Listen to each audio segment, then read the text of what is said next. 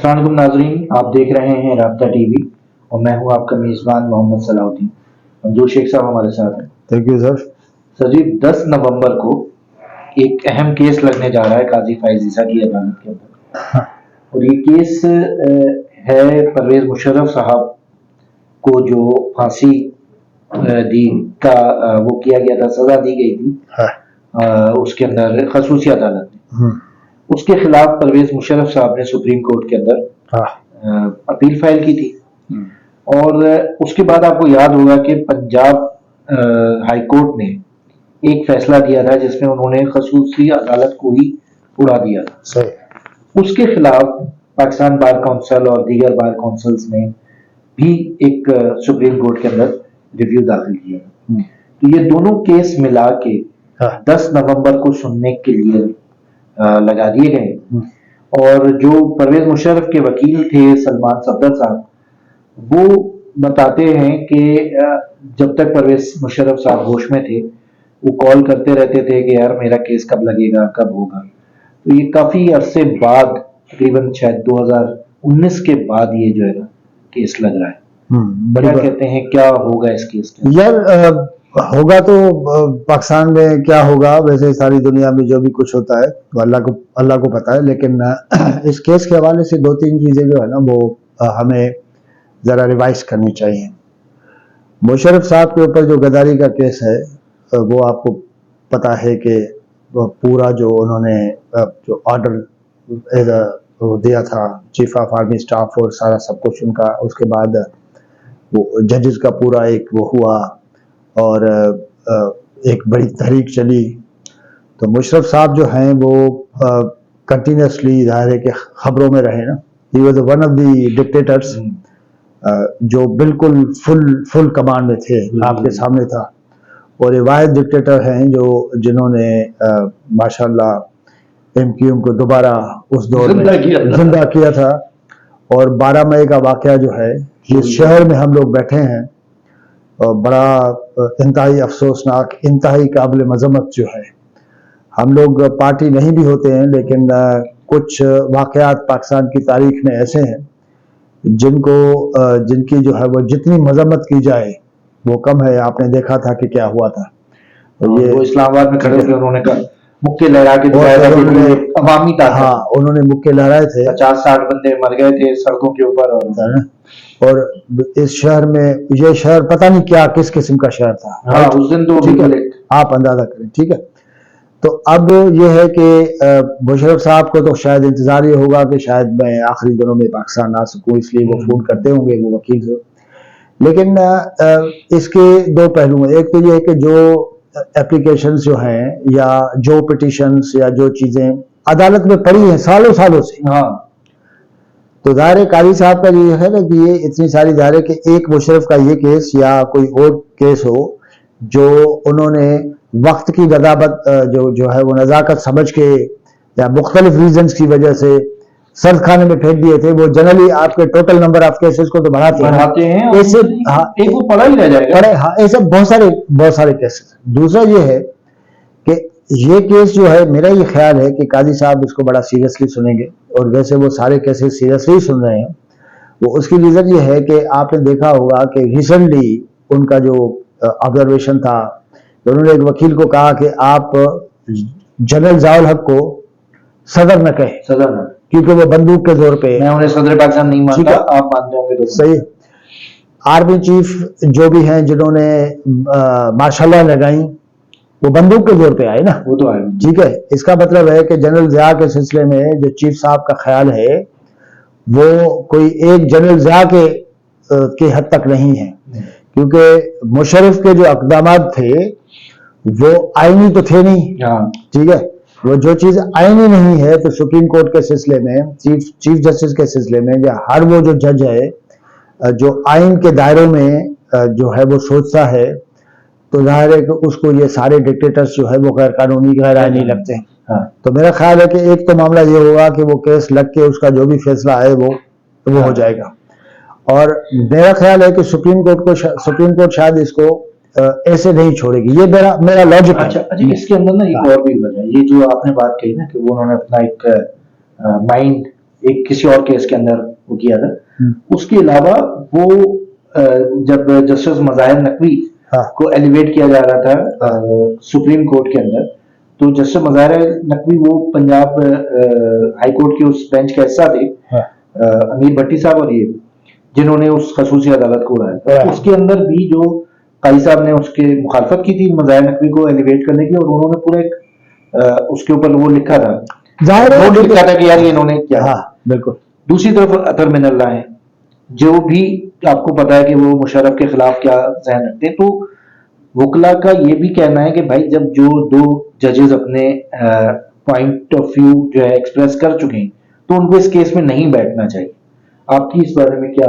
ذہن بنتا ہے, کیا رائے بنتی ہے؟ دیکھیں یہ ججز کا اپنا ثوابدید ہے, رائٹ. اب جلسہ کے سلسلے میں یا اطہر من اللہ صاحب کا جو اپنا خیال ہے, کوئی بھی جج جو ہے آپ اس کو دو اینگل سے دیکھ سکتے ہیں. مثال نارمل قسم کے ایسے کیسز ہیں جس میں آپ یہ ایکسپیکٹ کر سکتے ہیں کہ ججز کی ایک تعداد کی ایک لائن ہے, ایک ذہن ہے, ججز کا دوسرے ججز کے حصوں کا جو ہے وہ دوسری لائن ہے, یہ پاسبل ہے. لیکن کچھ چیزیں یونیورسل اور مسلمہ حقیقتیں ہیں کہ کہیں بھی ڈکٹیٹرشپ جو ہے دنیا میں آئینی نہیں ہے. پاکستان میں انہی عدالتوں نے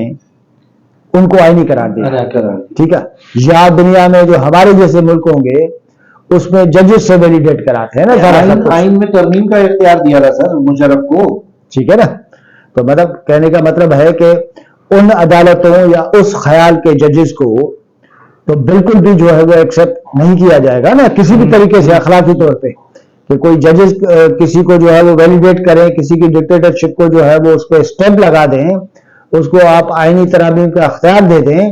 تو یہ اختلاف رائے نہیں ہے, یہ آئین کی وائلیشن ہے, ٹھیک ہے نا. اب آئین کی وائلیشن اور آئین کو فالو کرنا دو علیحدہ علیحدہ پوائنٹ آف ویو نہیں ہے. ایک اینٹائی کنسٹیٹیوشن ہے, ایک پرو کنسٹیٹیوشن ہے. پرو کنسٹیٹیوشن دائرے میں جو آپ کے وکلا ہیں یا آپ کے ججز ہیں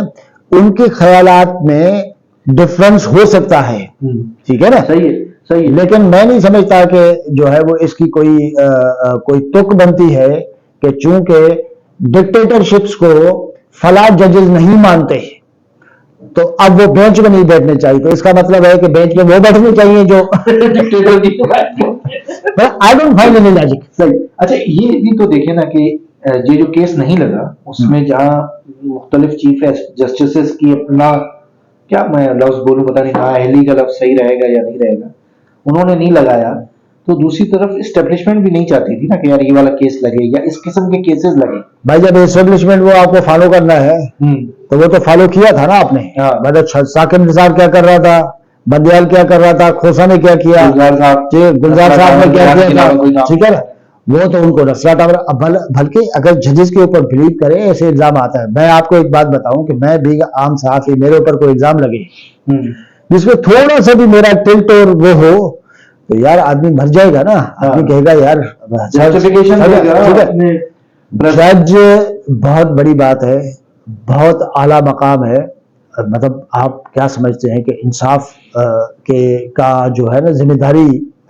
کسی کے اوپر ہو تو آپ سمجھتے ہیں اس ذمہ داری کا یار آپ کی ذمہ داری کو وہ محسوس کر رہے ہوتے نا تو لگ جاتی نا آپ تک. انہوں نے کہیں نہ کہیں سے تو لائن لی ہوگی نا, یا ان کا اپنا خیال ہوگا کہ یار اگر یہ کیس میں لگاؤں گا اور یہ ہوگا تو میری اپنے کیریئر کے اوپر, میرے بچوں کے کیریئر کے اوپر کیا اثرات آئیں گے, چھوڑو یار دبا کے رکھو کیس کو. تو ابھی اسٹیبلشمنٹ کیسے ریٹ کرے گی اگر یہ کیس لگے گا تو؟ یار میرا تو خیال یہ ہے کہ ظاہر ہے کہ وہاں پہ تھوڑی بہت وہ تو ہوگی, پرابلم تو ہوگی. مثال کے طور پہ پاکستان کے اندر مجموعی طور پہ ہماری اسٹیبلشمنٹ جو ہے اپنے چیفز کا دفاع تو کرتی رہی ہے, ورنہ جتنی خبریں مختلف کوارٹر سے آتی ہیں کہ جی فلاں جنرل کے یہ ہے, فلاں جنرل جو ہے وہ کوئی آسٹریلیا میں آئلینڈز میں بیٹھا ہوا ہے, کہیں یہاں جھوٹ بھی ہو.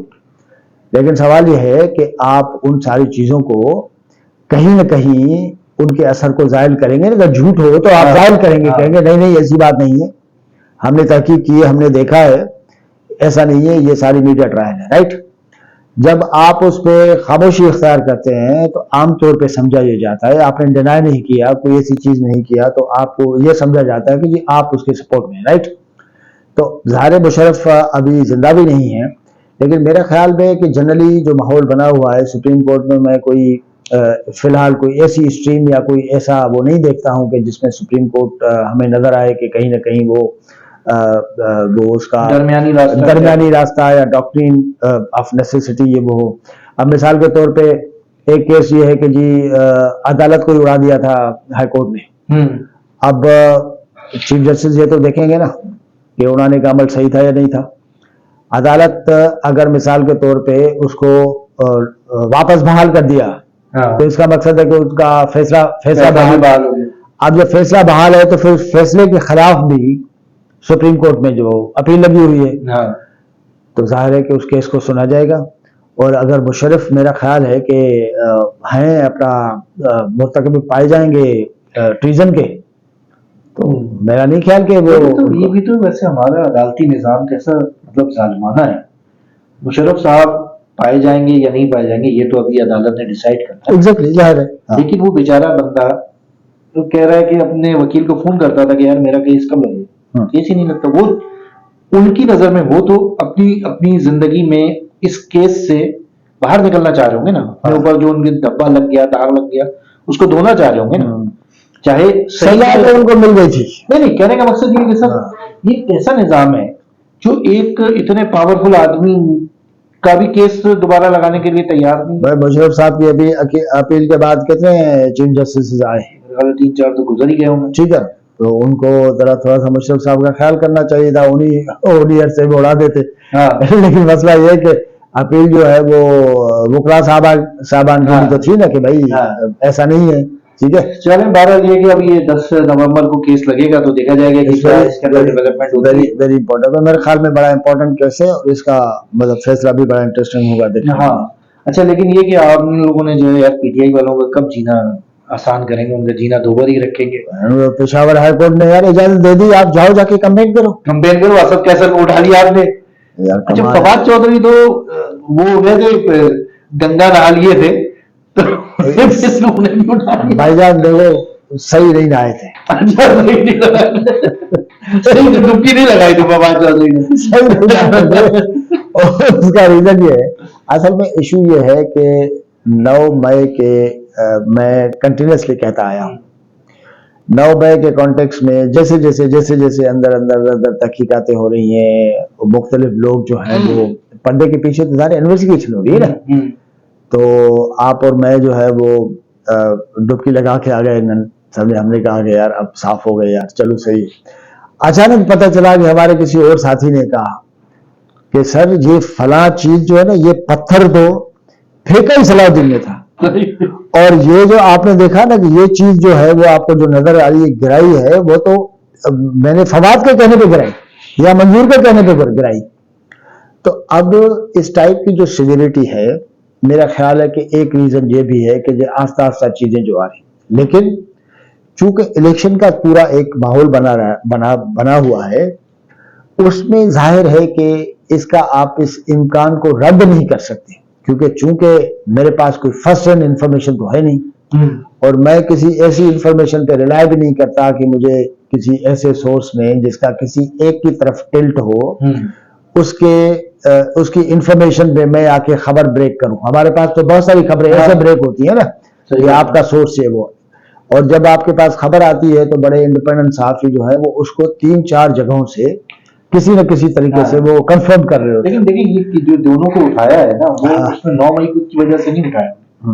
ان کو کہ اینٹی کرپشن پہ اٹھایا ہے، اور ایک کو جو ہے وہ میں اسی پہ آ رہا تھا کہ دوسرا یہ ہے کہ چونکہ الیکشن بھی ہے،